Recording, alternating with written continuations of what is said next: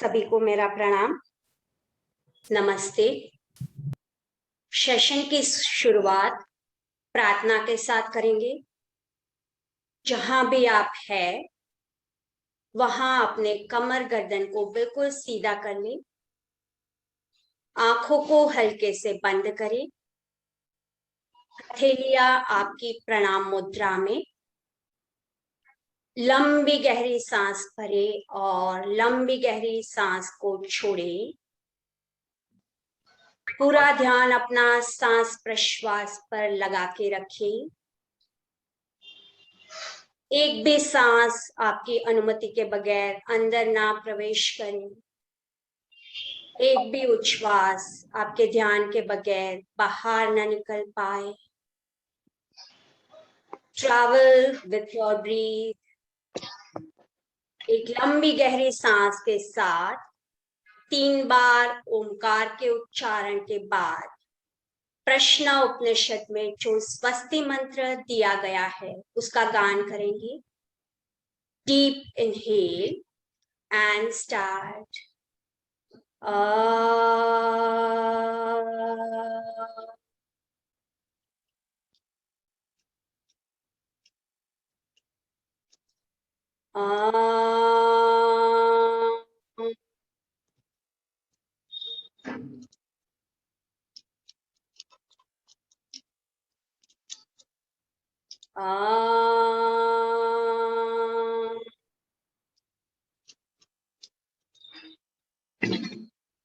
स्वस्ति न इंद्रो वृद्धश्रवाः स्वस्ति न पूषा विश्ववेदाः स्वस्ति नस्ताक्षर्यो अरिष्टनेमि स्वस्ति नो बृहस्पतिर्दधातु। ओम शांति शांति शांति। दोनों हाथों की हथेलियों को रगड़ेंगे।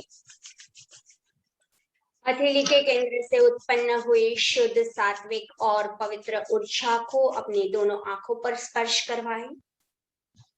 दोनों कानों पर, हर एक चक्र पर और पूरे शरीर पर हथेली का स्पर्श करवाएंगे। ईश्वर का आभार व्यक्त करेंगे और हल्के से आंखों को खोलें। हरिओम सभी को। मुदिता योग प्रोफेशनल ट्रेनिंग सेंटर द्वारा आयोजित इस व्याख्यान माला में आप सभी का स्वागत है। हमने इस व्याख्यान माला का सुंदर आयोजन शास्त्रोक्त ज्ञान का फैलावा करने के लिए किया है और आज का हमारा विषय है प्रश्नोपनिषद, जो कि YCB लेवल 2 और लेवल 3 दोनों के सिलेबस में है, जो कि बहुत ही रोचक, सुंदर और महत्वपूर्ण विषय भी है। अब पहले हम उपनिषद के बारे में जान लेते हैं। तो उपनिषद की एटिमोलॉजी को देखते हैं। श्री शंकराचार्य जी ने बताया है कि अगर हम उपनिषद शब्द को विभाजित करें तो हम उसे 3 भागों में विभाजित कर सकते हैं, उप, नि और सद, जिसमें उप का मतलब होता है निकट या नजदीक, नी का मतलब होता है निष्ठापूर्वक, भावपूर्वक या भक्तिपूर्वक, और सद का मतलब होता है बैठना। तो जब शिष्य अपने गुरु के पास बैठता है, अविद्या को दूर करता है, विद्या को ग्रहण करता है और मोक्ष की ओर प्रयाण करता है, तो उसे हम उपनिषद कहते हैं। उपनिषदों को श्रुति ग्रंथ भी कहा गया है। दोनों वेदों को और उपनिषदों को श्रुति ग्रंथ भी कहा जाता है, क्योंकि ऋषि मुनियों ने अपने गहन ध्यान के माध्यम से उसे डायरेक्टली सुना था, इसलिए उसे श्रुति ग्रंथ कहा गया है। और इसे वेदांत भी कहा जाता है, क्योंकि ये वेद का अंतिम भाग है, वेदों का सार है उपनिषद। मुख्य रूप से 108 उपनिषद माने गए हैं और उसमें से 10 मुख्य उपनिषद है। ईश, केन, कठ, प्रश्न, मुंडक, मांडुक्य, ऐत्रेय, तैत्तिरीय, छांदोग्य और बृहदारण्यक उपनिषद। अब हम प्रश्न उपनिषद की ओर आगे चलते हैं। तो प्रश्न उपनिषद अथर्ववेद की पिपलाद शाखा के ब्राह्मण भाग का उपनिषद है। इसमें कुल मंत्र 67 बताए गए हैं। इसके 3 अध्याय है और 6 कंडिकाएं है। ऐसा श्री राम शर्मा आचार्य ने अपने भाष्य में बताया है। अब प्रश्न उपनिषद नामकरण क्यों हुआ है? तो इसमें 6 जिज्ञासु ऋषि महर्षि पिपलाद को प्रश्न करने आते हैं, इसलिए इसका नामकरण हुआ है प्रश्न उपनिषद। अब 6 जिज्ञासु ऋषियों के नाम है कात्यायन कबंधी, वैदर्भी भार्गव, कौशल्य अश्वलायन, सौर्यायणी गार्ग्य, शैब्य सत्यकाम और शुकेशा भारद्वाज। ये 6 प्रश्नकर्ता ऋषियों के नाम है और पिपलाद ऋषि इस उपनिषद के मुख्य प्रवक्ता आचार्य है। ये 6 ऋषि पिपलाद ऋषि के आश्रम में हाथों में समिधा लेकर आते हैं। अब समिधा मतलब कि यज्ञ करने के लिए, यज्ञ को प्रज्वलित करने के लिए जो ईंधन होता है उसे हम समिधा कहते हैं। इसका यहाँ यह तात्पर्य है कि ये 6 ऋषि शिष्य के स्वरूप में महर्षि पिपलाद से ज्ञान को प्रज्वलित करने के लिए आए थे। तब पिपलाद ऋषि ने उन्हें 1 साल तक तप और ब्रह्मचर्य का पालन करने के लिए कहा और बताया कि बाद में अगर मैं प्रश्न के उत्तर जानता होगा तो आपको उत्तर दूंगा। अब 1 साल तक जो तप और ब्रह्मचर्य की बात हुई, गुरु सेवा की बात हुई, उसे 2 बातें ज्ञात होती है। पहली ये कि ज्ञान ग्रहण करने की क्षमता आती है और दूसरी ये कि गुरु को शिष्य के अधिकार के बिना उसे ज्ञान नहीं देना चाहिए, क्योंकि वरना वो निरर्थक ही नहीं बल्कि हानिकारक भी साबित हो सकता है। अब 1 साल के बाद जो पहले ऋषि है कात्यायन कबंधी जी, वो महर्षि पिपलाद से प्रश्न करते हैं कि सृष्टि के उत्पत्ति के वक्त प्रजा की उत्पत्ति कैसे हुई। तो महर्षि पिपलाद बताते हैं कि प्रजापति ने तप किया और उससे एक जोड़ा उत्पन्न हुआ, प्राण और रई। प्राण जो है वो चेतन तत्व है और रई जो है वो जड़ तत्व है। प्राण यानी आदित्य और रई यानी चंद्रमा। प्राण यानी दिन और रई यानी रात्रि। प्राण यानी महीने का शुक्ल पक्ष और रई यानी कृष्ण पक्ष। प्राण यानी उत्तरायण और रई यानी दक्षिणायन। प्राण यानी श्रेय मार्ग और रई यानी प्रेय मार्ग, जो प्रिय रखने वाला सांसारिक मार्ग है वो। तो इस प्रकार पिपलाद ऋषि कात्यायन कबंधी ऋषि के प्रश्न का उत्तर देते हैं। फिर दूसरे ऋषि आते हैं जो है वैदर्भी भार्गव। वो पूछते हैं कि शरीर को कौन कौन देव धारण करते हैं, प्राणियों के देह को कौन प्रकाशित करते हैं और इनमें से सर्वश्रेष्ठ कौन है। तो बताते हैं कि आकाश, वायु, अग्नि, जल, पृथ्वी, वाक, मन, चक्षु, ये सारे देवता शरीर को धारण करते हैं। प्राणियों के देह को प्राण प्रकाशित करता है और इनमें से सर्वश्रेष्ठ प्राण है। प्राण ही वरिष्ठ है, प्राण ही ज्येष्ठ है, प्राण ही मुख्य है। प्राण को रानी मक्खी की संज्ञा दी गई है। जैसे रानी मक्खी अपने छत्ते को छोड़कर जाती है तो सारी मक्खियां उसके पीछे चली जाती है, उसी तरह देह में से जब प्राण निकल जाता है तो ये सारे भी निकल जाते हैं। इस प्रकार पिप्पलाद ऋषि ने, जो वैदर्भी भार्गव थे, उसके प्रश्न का उत्तर दिया। उसके बाद जो है वो तीसरे ऋषि प्रश्न करने आते हैं।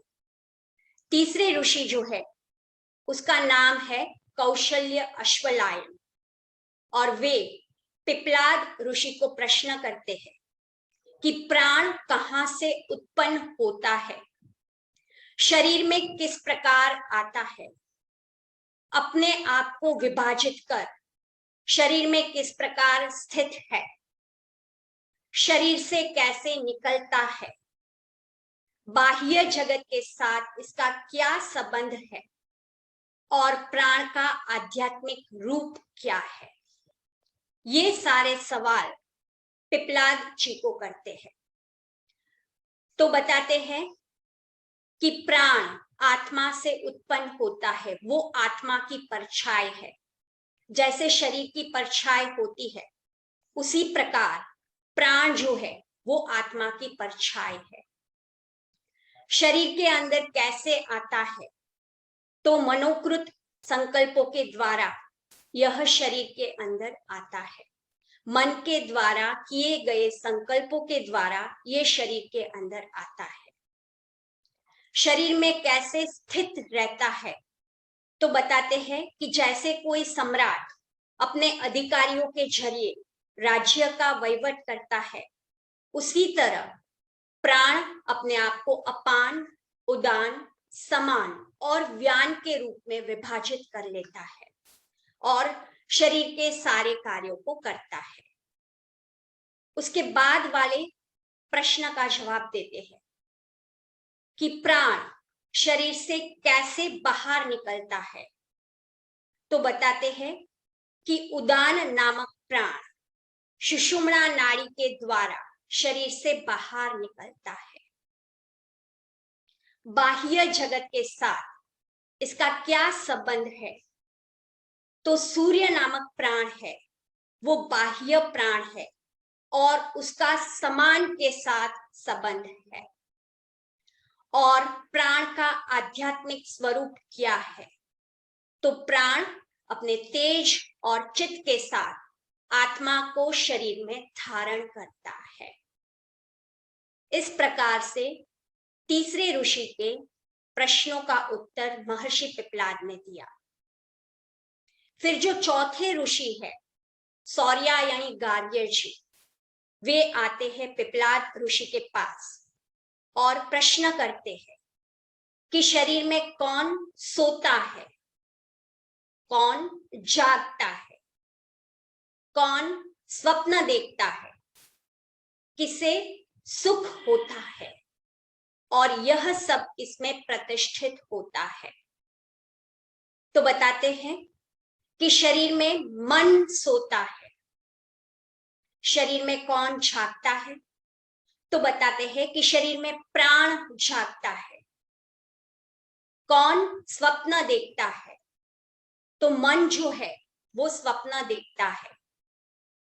किसे सुख होता है, तो सुषुप्ति अवस्था में आत्मा को सुख का अनुभव होता है। चेतना की 4 अवस्थाएं मानी गई है, जागृत अवस्था, स्वप्न अवस्था, सुषुप्ति अवस्था और तुरय अवस्था।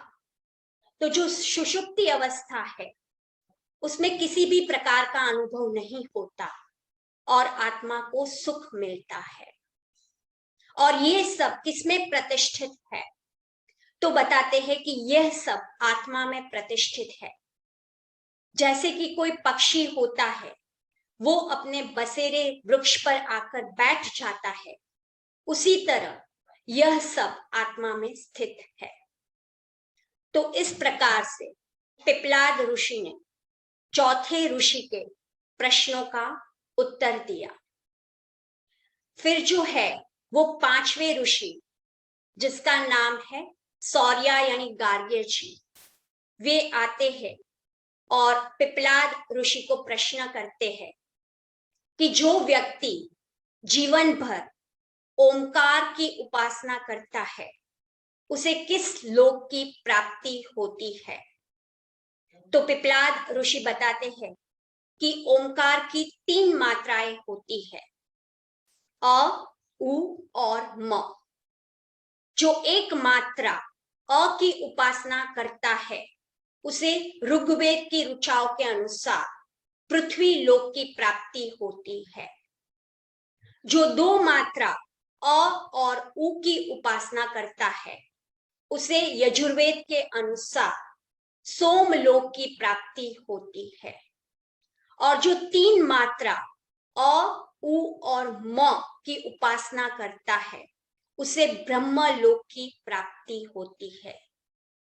वह आनंद अवस्था में चला जाता है और उसे परब्रह्म की प्राप्ति हो जाती है। इस तरह से पिप्पलाद ऋषि ने 5वें ऋषि के प्रश्न का उत्तर दिया। फिर जो है वो 6ठे ऋषि आते हैं, शुकेशा भारद्वाज जी, और वे पिप्पलाद ऋषि से प्रश्न करते हैं कि 16 कला वाला पुरुष कहाँ रहता है। तो पिप्पलाद ऋषि बताते हैं कि 16 कला वाला पुरुष शरीर के अंदर रहता है, और वो 16 कलाएं हैं: प्राण, श्रद्धा, आकाश, वायु, अग्नि, जल, पृथ्वी, इंद्रिया, मन, अन्न, वीर्य, जप, मंत्र, कर्म, लोक और नाम। इस तरह से पिप्पलाद ऋषि ने 6ठे ऋषि के प्रश्न का उत्तर दिया।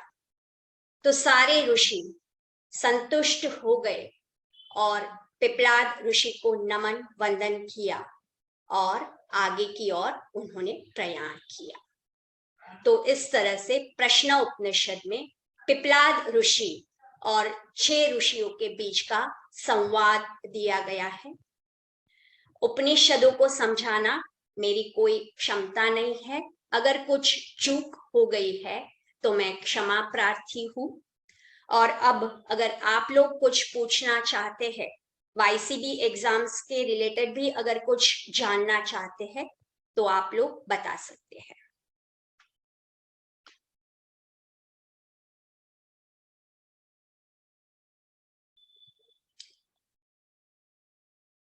Any questions?